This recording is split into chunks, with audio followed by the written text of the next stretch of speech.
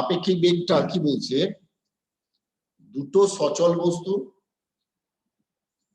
মানে দুটো বস্তু যদি গতিশীল থাকে অথবা একটা বস্তু স্থির আছে আর একটা বস্তু গতিশীল আছে, এক্ষেত্রে একটার সাপেক্ষে অন্যের গতিবেগকে আমরা বলবো আপেক্ষিক গতিবেগ। দুটো সচল বস্তু হতে পারে অথবা একটা সচল বস্তু মানে একটা গতিশীল বস্তু একটা স্থির বস্তু, তাহলে একটা সাপেক্ষে অন্যের যে বেগ সেটাই হচ্ছে আপেক্ষিক বেগ। আপেক্ষিক বেগের ক্ষেত্রে দেখবে আমরা ছোটবেলা থেকে যেটা পড়েছিলাম যে দুটো ট্রেন যদি একই দিকে যায় তাহলে আপেক্ষিক বেগের ক্ষেত্রে আমরা বিয়োগ করেছিলাম, আর যদি বিপরীত দিকে যায় তাহলে আমরা যোগ করেছিলাম। মনে আছে সেই কলকাতা হাওড়া মধুপুরের অঙ্ক করেছিলাম পাটিগণিতের অঙ্ক ক্লাস 8-এ, যে দুটো ট্রেন যদি একই দিকে যায় তাহলে আমরা তখন বিয়োগ করতাম, আর যদি বিপরীত দিকে যায় তাহলে আমরা সেটাকে যোগ করতাম। তা আপেক্ষিক বেগের গল্পটা খানিকটা ওরকম। আপেক্ষিক বেগ কাকে বলে বলতে গেলে আমরা বলবো যে দুটো সচল বস্তু অর্থাৎ দুটোই গতিশীল থাকবে, সেটা একই দিকে হতে পারে বিপরীত দিকে হতে পারে, অথবা একটা গতিশীল একটা যদি স্থির বস্তু থাকে তাহলে একটা সাপেক্ষে অন্যের বেগকে বলবো আপেক্ষিক। তাহলে আপেক্ষিক বেগের ক্ষেত্রে নিয়মটা কি করা হয়, বলা হয় যে এটা লেখো বাংলায়, যে যার আপেক্ষিক বেগের ক্ষেত্রে যার বেগ নির্ণয় করা হবে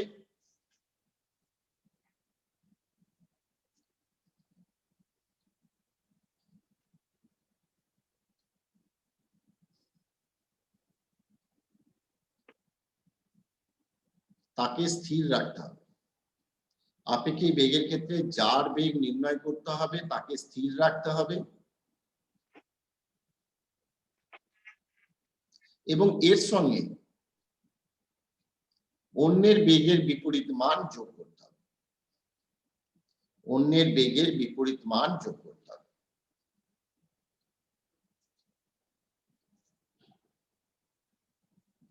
তাহলে আপেক্ষিক বেগের ক্ষেত্রে আমরা বলবো যে যার বেগ নির্ণয় করব, যার আপেক্ষিক বেগ তুমি নির্ণয় করবে তাকে স্থির রাখবো, এর সঙ্গে অন্যের বেগের বিপরীত মান যোগ করবো। এটা কিরকম ভাবে প্র্যাকটিক্যালি দেখতে হবে, ধরো এ বি দুটো বস্তু ইউ আর ভি বেগে যাচ্ছে, এ বি দুটো বস্তু, এদিকে একটা বস্তু যাচ্ছে তার বেগ ইউ, এদিকে একটা বস্তু যাচ্ছে বি তার বেগ ভি। আমাকে এর সাপেক্ষে বি এর আপেক্ষিক বেগ নির্ণয় করতে হবে। এ এর সাপেক্ষে বি এর আপেক্ষিক বেগ নির্ণয় করতে হবে। বি এর আপেক্ষিক বেগ নির্ণয় করতে হবে।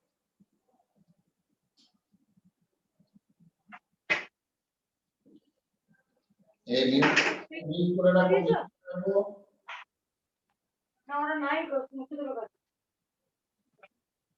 তাহলে এর সাপেক্ষে বি এর আপেক্ষিক বেগ নির্ণয় করতে হবে।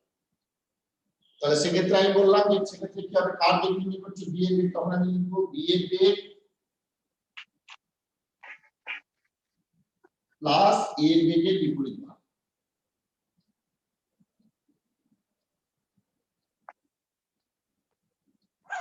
ফ্যানটা কি হলো?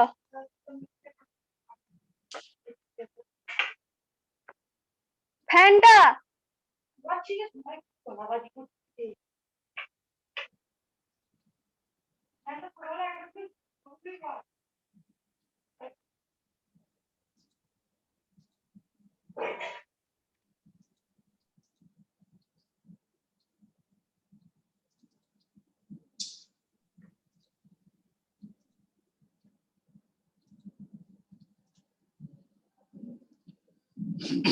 তাহলে বি এর বেগ এর বেগের বিপরীত। বি এর বেগ এখানে কত ভি, তাহলে আমরা লিখবো ভি লিখবো, আর এর বেগটা দেখো দুটো একই দিকে যাচ্ছে, এটা যদি পজিটিভ হয় এটা পজিটিভ, তাহলে ওর বিপরীত মান মানে কি হবে, এ প্লাস মাইনাস এ, তাহলে आंसरটা হবে ভি মাইনাস।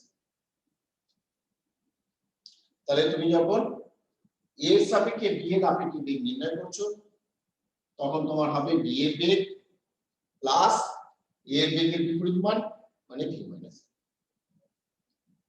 একটা হলো সিমিলারলি তুমি এটা তোমরা লিখে দিয়েছো, এটা সিমিলারলি যদি এরকম হতো যে ধরো দুটো বস্তু এইভাবে যাচ্ছে, এটা এদিকে যাচ্ছে বিটা এদিকে যাচ্ছে, তোমাকে এর সাপেক্ষে বি এর আপেক্ষিক বেগ নির্ণয় করতে হবে। তাহলে তখন কি করবো দেখো, তাহলে বি এর বেগ নির্ণয় করছো মানে বিটাকে যদি এটা যদি পজিটিভ হয় তাহলে এটা নেগেটিভ হবে। বা ধর এটাকে বি এর সাপেক্ষে এর আপেক্ষিক বেগ নির্ণয় করবে, বি এর সাপেক্ষে এর আপেক্ষিক বেগ নির্ণয় করবে, তাহলে এটাকে এর বেগ প্লাস বি এর বেগের বিপরীত মান যোগ করব। এর বেগ নির্ণয় করছি তার মানে এটাকে প্রথম লিখব ইউ প্লাস বি এর বেগ, এটা যদি পজিটিভ হয় তাহলে এটা কত নেগেটিভ হবে, এটা যদি পজিটিভ হয় তাহলে এটা নেগেটিভ। তাহলে বি এর বেগের বিপরীত মান, বি এর বেগটা হচ্ছে মাইনাস বি, তার বিপরীত মান, তাহলে তখন আমাদের লিখতে হবে ইউ প্লাস। সোজা কথা একই দিকে গেলে বিপরীত দিকে গেলে যোগ জানি, কিন্তু আমরা যখন ভেক্টরে আপেক্ষিক বেগের কন্ডিশন অনুযায়ী করব তখন হচ্ছে এই বেগটা যদি এই দিকটা যদি পজিটিভ হয় তাহলে এই দিকটা নিশ্চিত নেগেটিভ, তাহলে নেগেটিভটা আছে তার আবার বিপরীত মান সেটাকে যোগ করব, তাহলে অটোমেটিক ইউ প্লাস বি হয়ে যাবে। এইটা হচ্ছে মাইনাস বি, কারণ এই দিকটা যদি পজিটিভ বেগ হয়, বেগের বেগ হচ্ছে ভেক্টর কোয়ান্টিটি, তা বেগে যদি এই দিকটা পজিটিভ দিক হয় তাহলে এই দিকটা কি দিক হবে, নেগেটিভ হবে, হবে না? বিপরীত দিকে নেগেটিভ হবে না? হ্যাঁ, আমি এখন এদিকে করেছি, যদি ওদিকে করতাম তাহলে পজিটিভ থাকতো। সবসময় তো একই দিকে না যেতে পারে, তখন কি ছিল দুজনে একই দিকে যাচ্ছে, এখন একটা এইদিকে যাচ্ছে একটা এইদিকে যাচ্ছে, তাহলে আমি এইদিকেটা পজিটিভ ধরলে এদিকটা নেগেটিভ ধরতাম। বুঝতে পেরেছো?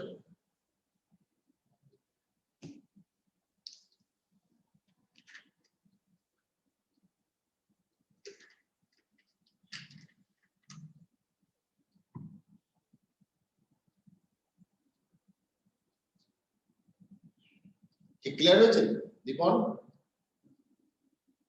এবার দেখো যদি এটা এরকম হয়, এই যে ধরো সুরঙ্গটা মনে হচ্ছে দূর এটা পজিটিভ ছিল এটাকে নেগেটিভ ধরে কেন কষ্ট করতে হবে, মনে হচ্ছে মনে হচ্ছে যে বিস্তার একদিকে যাচ্ছে কারণ দুদিকে যাচ্ছে, তাহলে সুরঙ্গ যদি এরকম ভাবে যায় তখন তুমি কি করবে?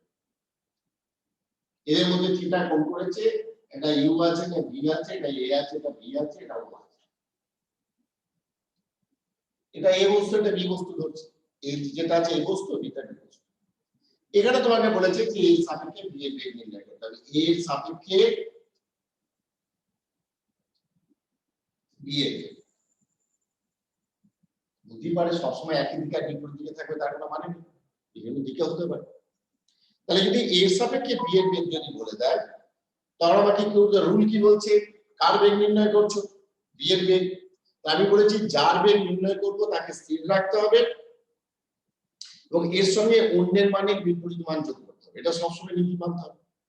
তাহলে এখানে কাকে স্থির রাখবো, বি কে স্থির রাখবো, আর এর মানে বিপরীত মানে কোনটা হবে,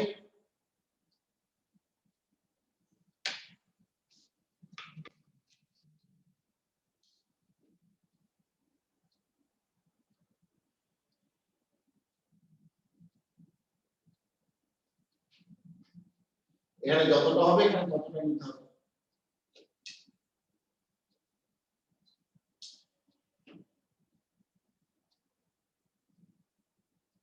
এটা হলো, তাহলে আগে ছিল এই দিকে ছিল ইউ, এই দিকটা কি হয়ে গেল মাইনাস ইউ হলো, এটা এ ছিল এটা এটা আছে, তাহলে আমার দুটো ভেক্টর থাকলে এটা এটা, তাহলে লব্ধি যখন নির্ণয় করব তখন আমাকে কি করতে হবে,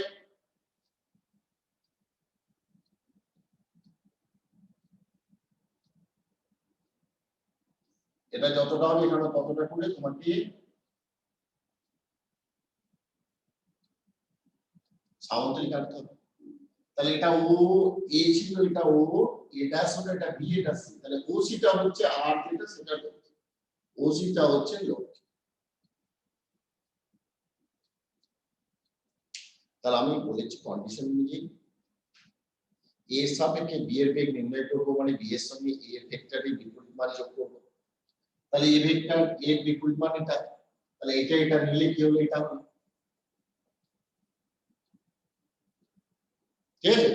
তাহলে আমার এখানে যখন কন্ডিশন হবে এই কোণটা যদি থিটা হয় তাহলে এই কোণটা কত হবে, শুভঙ্কর এই কোণটা থিটা হলে এই কোণটা কত হবে বলো, 180 ডিগ্রি মাইনাস থিটা, খুব ভালো ছিল। তাহলে ওটা যদি আর হয় তখন আমার কন্ডিশন কি হবে, ইউ স্কয়ার, ওটা বি স্কয়ার পরম মান সব সময় 2 ইউ cos 180 মাইনাস থিটা, যেটা থিটা ছিল ওটাকে শুধু 180 মাইনাস থিটা করতে হবে, বাকি আমাকে কিছু চাপ নিতে হচ্ছে, ওটাও ইউভি ছিল এটাও ইউভি, শুধু ইউপি cos 180 হয়ে গেল। তাহলে এখানে আর এর মানটা আমরা এইভাবে বের করব u square plus v square minus 2uv cos θ। আর tan phi এটা করব, তখন tan phi টা আমাকে এটা tan phi দিতে হবে। phi যেটা লব্ধির অভিমুখটা নির্ণয় করার সময় এটা করব। কেন করব না, এটা তো আপাতত এর উল্টো দিক নিয়েছি, অ্যাকচুয়াল ডিরেকশন এটা রয়েছে, তাই যেটা অ্যাকচুয়াল রয়েছে তার সঙ্গে phi নেব। এবং phi নেওয়ার একটা মজা হচ্ছে যার সঙ্গে phi নেব সেই বাহুটাকে কিন্তু আমাকে এ ধরতে হবে। phiটা যার সঙ্গে থাকে, আমরা যখন ত্রিভুজ সূত্র করেছি, আমি দেখবে গ্রুপে 3টে ভিডিও দিয়ে দিয়েছি ভেক্টর, যারা পরে ঢুকেছো ভেক্টরের পুরো ভিডিওটা দেখলে চ্যাপ্টারটা কমপ্লিট হয়ে যাবে। ওখানে দেখবে ফাইটা আমরা যার সঙ্গে নিয়েছি সেটা এ ভেক্টর ছিল। তাহলে আমরা যখন ফাইটা এটা ধরবো তখন এটা এ হবে আর এটা বি হবে। তাহলে আমি যখন tan phi বসাবো, tan phi সমান সূত্র হচ্ছে b sin θ। b মানে এখানে u sin θ, θ মানে কত 180 মাইনাস θ হবে সবসময়। θ মানে 180 মাইনাস θ, নিচে তাহলে a কত v প্লাস u cos θ মানে cos 180। এইভাবে আমাকে ডিরেকশনটা দিতে হবে। তাহলে মানে সূত্র হচ্ছে tan phi সমান b sin θ by a plus b cos θ। b b সূত্রটা লেখা ভালো করে দেখো, শুনে নাও। tan phi এর সূত্র হচ্ছে, আমি লিখে দিই একবার, tan phi এর সূত্র হচ্ছে b sin θ by a plus b cos θ। এটা হচ্ছে সূত্র। এখানে এটা কত বলেছি b আর b টা কত বলেছি u, আর থিটাটা কত 180 মাইনাস থিটা, থিটাটা হচ্ছে 180 মাইনাস থিটা। তাহলে আমি যেখানে যা বসাবো b মানে u, a মানে v, b মানে u, থিটা মানে sin 180 মাইনাস থিটা, এখানে cos 180 minus theta. Simply compare করে দেব।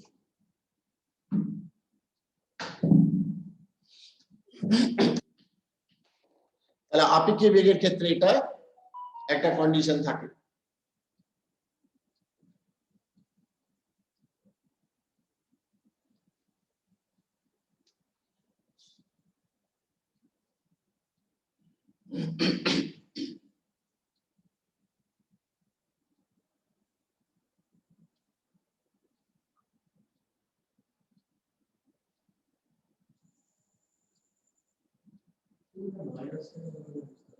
কোনটা মাইনাস হলো? তোমাকে দিয়েছি যে দুটো বস্তু এ আর বি ইউ আর 2u বেগে যাচ্ছে, তাদের মধ্যে কোনটা 60। দুটো বস্তু এ আর বি ইউ আর 2u বেগে যাচ্ছে, ইউ বেগে আর 2u বেগে, এদের মধ্যে কোনটা 60 এ আর বি। এবার বলেছে প্রথমটা সাপেক্ষে দ্বিতীয়টার আপেক্ষিক বেগ নির্ণয় করতে। তাহলে আমি কি করব? তাহলে এর সাপেক্ষে বলেছে মানে এই বিপরীত মান নেব। এই দেখো সামুদ্রিক আঁকবো, এই কোনটা 60 ডিগ্রি মানে এটা কত 120 ডিগ্রি, এটা 5, এটা ইউ মানে এটা মাইনাস ইউ। তাহলে আর স্কয়ার যখন বের করব তখন কি হবে? দেখো u square plus 2u square plus 2 into u into 2u cos 60 না হয়ে কত হবে 180 মাইনাস 60। ঠিক আছে, cos 180 মাইনাস θ। তাহলে u square plus 4u square plus দেখো 4u square into minus half সমান হচ্ছে 3u স্কয়ার। তাহলে আর ইকুয়াল টু আসবে √3। এটা আর টাইম। আর tan phi যদি হয় তাহলে কত আসছে b sin θ by a plus b cos θ। b মানে কত? বিটা হচ্ছে, এখানে দেখো এটাকে a ধরতে হবে বলেছি, তাহলে বিটা কত? এখানে লিখব u sin 120 2u plus u cos 120। তাহলে মানটা বসালে কি হবে? u ইনটু √3/2, এখানে দেখো 2u মাইনাস হাফ, তাহলে ওখানে হচ্ছে √3u/2, এখানে 3u/2, তাহলে দেখো 1/√3 আসছে। তাহলে tan phi সমান যদি 1/√3 আসে তাহলে ফাইটা কত 30 ডিগ্রি, তাহলে অভিমুখটা হয়ে যাবে 30 ডিগ্রি আর মানটা হয়ে যাবে √3। তাহলে আপেক্ষিক বেগ নির্ণয় করতে গেলে এইভাবে নির্ণয় করতে হবে। না, এটা এর সাপেক্ষে বি, যার সাপেক্ষে করছি তার বিপরীত মান নিতে হচ্ছে, যার বেগ নির্ণয় করছি সে স্থির থাকছে।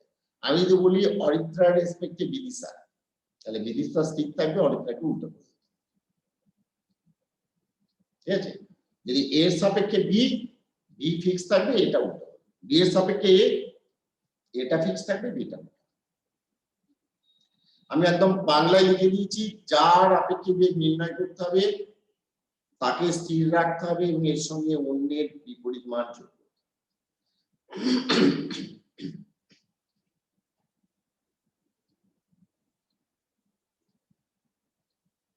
এবার অ্যাপ্লিকেশন দেখালাম এটা।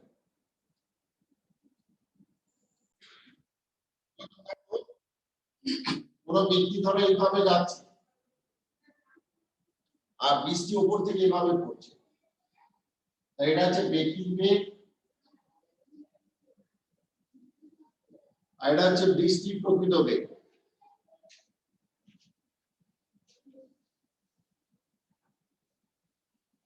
তাহলে এইটা হচ্ছে ব্যক্তির বেগ,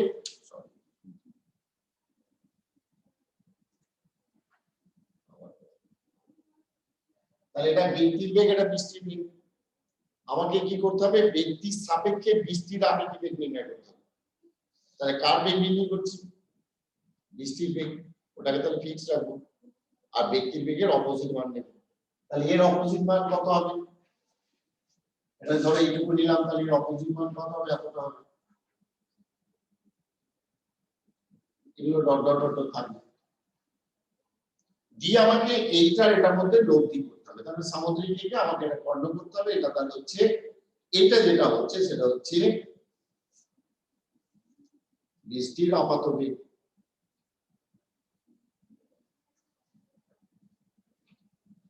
তাহলে এটা যদি ইউ হয় তাহলে এটা মাইনাস ইউ, এটা বি, এটা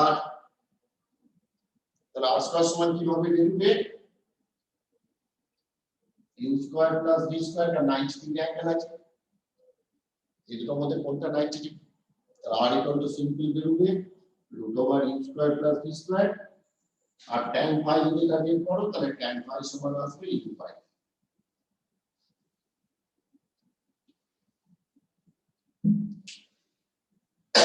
এটা একটা অ্যাপ্লিকেশন যে বৃষ্টির আপেক্ষিক বেগ নির্ণয় করছে। এখানে সিম্পল জিনিস হয়েছে, এখানে ব্যক্তি এইভাবে যাচ্ছে, বৃষ্টি এইভাবে যাচ্ছে।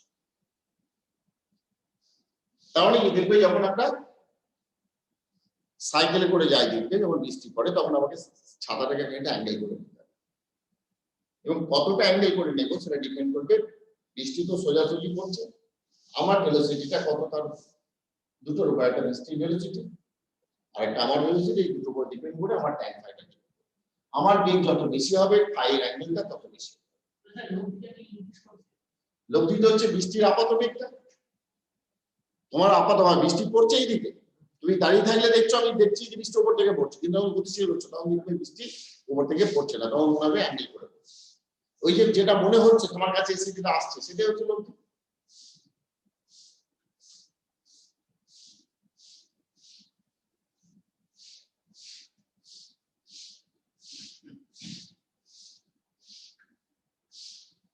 ধরো এরকম অনেক সময় হয় যে তুমি যাচ্ছ এইদিকে, তোমার মনে হচ্ছে বৃষ্টি এদিকে পড়ছে, মনে হচ্ছে, অ্যাকচুয়াল বৃষ্টি কিন্তু পড়ছে না। তুমি যখন গতিশীল আছো তখন আপাত বেগটা মনে হচ্ছে যে বৃষ্টিটা লম্বভাবে পড়ছে বলে মনে হচ্ছে, তার মানে অ্যাকচুয়াল বেগটা নিশ্চিত লম্বভাবে পড়ছে না। তখন বৃষ্টির প্রকৃত বেগ বের করতে হবে। এখানে হচ্ছে ব্যক্তির বেগ, এটা হচ্ছে বৃষ্টির আপাত বেগ,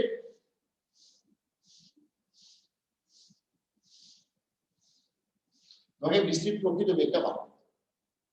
তা সেটা কি করে করবো, না এর বেগের ও এ, এখানে আমরা আগের মধ্যে নেব ডট ডট ডট করে ও এটা, এটা আপাত বেগ মানে এটাই লব্ধি, তাহলে এটাকে কর্ণ করে একটা সামুদ্রিক আঁকতে হবে, কর্ণ করে একটা সামুদ্রিক আঁকতে হবে। তাহলে কর্ণ করে যদি একটা সামুদ্রিক আঁকো, তাহলে এটা বৃষ্টি, এইটা হয়ে যাবে বৃষ্টির প্রকৃত বেগ।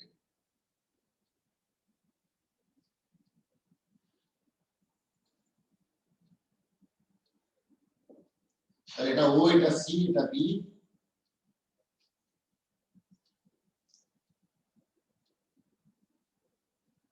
এটা যদি ইউ হয়, এটা যদি ভি হয়, তাহলে এটা মাইনাস ইউ, এটা প্লাস। তাহলে এখন আমাকে কোনটা বার করতে? বৃষ্টির প্রকৃত বেগ বার করতে। আগে লব্ধি করছি, এখন বৃষ্টির প্রকৃত বেগ আর্থ হচ্ছে। তাহলে ছবি অনুযায়ী আর্থ সমান কি বলতে পারবো এখানে? আগের মতই দেখো u square plus b square করবো, আর ইকুয়াল টু আসবে root over u square plus b square. tan phi যদি বলে, এটা লিখবো দেখো ইউ বাই, এটা হয়ে গেল তোমার বৃষ্টির আপেক্ষিক বেগ। রিলেটিভ ভেলোসিটিতে এটা একটা পার্ট।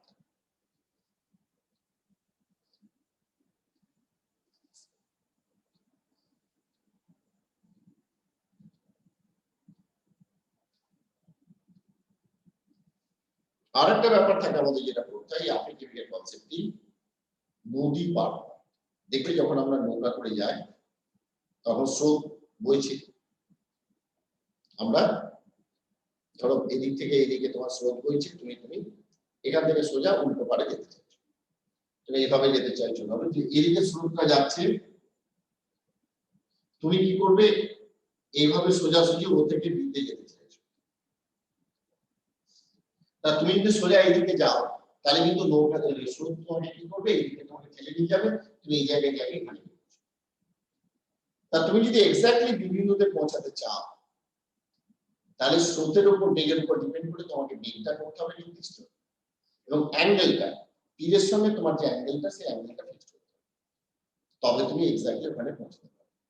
এটা বলা হয় এই যে ব্যাপারটা, তবে তোমাকে কি করতে হবে? এইভাবে তোমাকে যেতে হবে। ভালো করে ছবির উপর আঁকি ধরো, এটাকে আমরা প্রথম যেটা করছি ন্যূনতম দূরত্বে নদী পার হওয়া, ন্যূনতম দূরত্ব। তাহলে ন্যূনতম দূরত্বে মানে কি করতে হবে? তোমাকে এমন ভাবে ও বিন্দু থেকে যাত্রা করতে হবে, তুমি ধরো ভি বেগে যাচ্ছ, এটা ইউ বেগ, নৌকার বেগ হচ্ছে ভি, স্রোতের বেগ হচ্ছে ইউ। তাহলে তোমাকে এমন ভাবে তীরের সঙ্গে অ্যাঙ্গেল করতে হবে যেন cos থিটা সমান ইউ বাই ভি হয়। এটা হেডিং হবে ন্যূনতম দূরত্ব, এটা হেডিং হবে ন্যূনতম দূরত্ব বা আড়াআড়ি ভাবে পৌঁছানো, আড়াআড়ি ভাবে পৌঁছানো। কেন আড়াআড়ি ভাবে পৌঁছানো হচ্ছে বলতো? তুমি কোনাকুনি যাত্রা করছো, তুমি এইদিকে যাত্রা করছো, কি সোজা এখানে গিয়ে পৌঁছাচ্ছ, তাহলে তুমি এটা নিশ্চয়ই বুঝতে পারছো যে ন্যূনতম দূরত্ব, এর থেকে শর্টেস্ট ডিসটেন্সে তুমি নৌকা পার হতে পারছো না, নদীটা পার হতে পারছো না। তাহলে তোমাকে এইদিকে তোমাকে মুভ করে যেতে হবে, মুভটা ডিরেকশনটা নিতে হবে এইদিকে, স্রোত দেখবে তোমাকে সোজা এখানে নিয়ে পৌঁছে দেবে। সেই জন্য এটা আমরা বলছি ন্যূনতম দূরত্ব, এবং এখানে কত অ্যাঙ্গেল করবে সেটা ডিপেন্ড করবে cos থিটার সময় দেখতেই পাচ্ছ ভূমি বাই অতিভুজ, আর তোমার লব্ধি যেটা এই বরাবর লব্ধি বেগ যেটা, সেটা কত হবে দেখো, এটা অতিভুজ স্কয়ার, এটা লম্ব স্কয়ার ভূমি স্কয়ার। তাহলে তুমি লিখতে পারবে v square minus u square লিখতে পারছো, পারবে তো? এখানে হচ্ছে না ভি স্কয়ার সমান আর স্কয়ার প্লাস ইউ স্কয়ার, তাহলে আর ইজ ইকুয়াল টু এটা আসবে। এই ডিসটেন্সটা যদি ডি হয়, তাহলে time t is equal to হবে সিম্পলি ডি বাই আর, তাহলে d by root over v square minus u square. এটা হচ্ছে ন্যূনতম দূরত্বে নদী পার হওয়ার টাইম। এটা থিটা, এটা থিটা হবে, cos থিটা সমান ইউ বাই ভি, কোনো চাপ নেই। এদিক বরাবর লব্ধি বেগ যেটা, সেটা কত বেরোবে? এটা এটা যদি ডিসটেন্স ডি হয়, তাহলে টাইমটা কত হবে? ডি বাই আর। আর এই জায়গায় মান বসাবো। এটা যদি ন্যূনতম সময় হয়, একবার ইয়ে করে নাও, তারপর লিখবে ন্যূনতম সময় যদি হয়, ন্যূনতম সময় হলে কি হবে? তবে তোমাকে এইভাবে যাত্রা করলে ও থেকে এইভাবে যদি সোজা যাও, এ তোমাকে এই দিকে নিয়ে গিয়ে পৌঁছাবে, সি থেকে পৌঁছাবে। তুমি সোজা এদিকে যাচ্ছ, তোমার বেগ ইউ, এর বেগ ভি, তার মানে তখন এই ডিসটেন্সটা ডি হলে তোমার টাইমটা আসবে সিম্পলি ডি বাই ভি। তখন সিম্পলি ডি বাই ইউ। তুমি এখান থেকে যাত্রা করলে সোজা তুমি এদিকে যাচ্ছ, স্রোত তোমাকে কি করবে? এটা লব্ধি হচ্ছে এটা, তুমি যে পৌঁছাবে এখানে, কিন্তু ইউ এর এই দুই বরাবর কম্পোনেন্ট কত হবে? ইউ cos 90, লম্ব দিকের কম্পোনেন্টটা 0 হয়, তাহলে আমার বেগটা শুধু ইউ বরাবর, মানে এই ডিসটেন্সটা যদি তুমি ধরো, তাহলে তখন time t is equal to হবে d বাই v। ওখানে আমার টাইম t সমান কি এসেছিল? d by root over d square minus u square রুটের মধ্যে, এখানে কিন্তু সিম্পল টাইম t বাই। ঠিক আছে, আরো দুটো কন্ডিশন থেকে আমি জাস্ট বলে দিচ্ছি। একটা হচ্ছে অনুকূলে যদি যাও, অনুকূল মানে যেদিকে স্রোত যাচ্ছে সেদিকে যদি যাও, তাহলে টাইম যদি লাগে তাহলে d by u plus v। আর প্রতিকূলে যদি যাও তাহলে t সমান কি হবে? d by v minus u। আর স্থির জলে যদি যাও, স্থির জলে যদি যাও তাহলে t সমান d বাই v হবে। এই এতগুলো কন্ডিশন তোমার নদী পার হওয়ার ক্ষেত্রে থাকে। তাহলে একটা হচ্ছে ন্যূনতম দূরত্ব, এটা ন্যূনতম সময়, এটা অনুকূল, এটা প্রতিকূল, এটা স্থির জল। পাঁচটা কন্ডিশন তোমার নৌকা যখন মানে স্রোত আছে এরকম নদীতে যখন পারাপার হবে তখন তোমাকে এটা মেনটেন করতে হবে। প্রতিকূলটা হচ্ছে ভি মাইনাস, ভিটা তো নৌকার নেই, তাহলে নৌকার বেগ থেকে তোমাকে ওই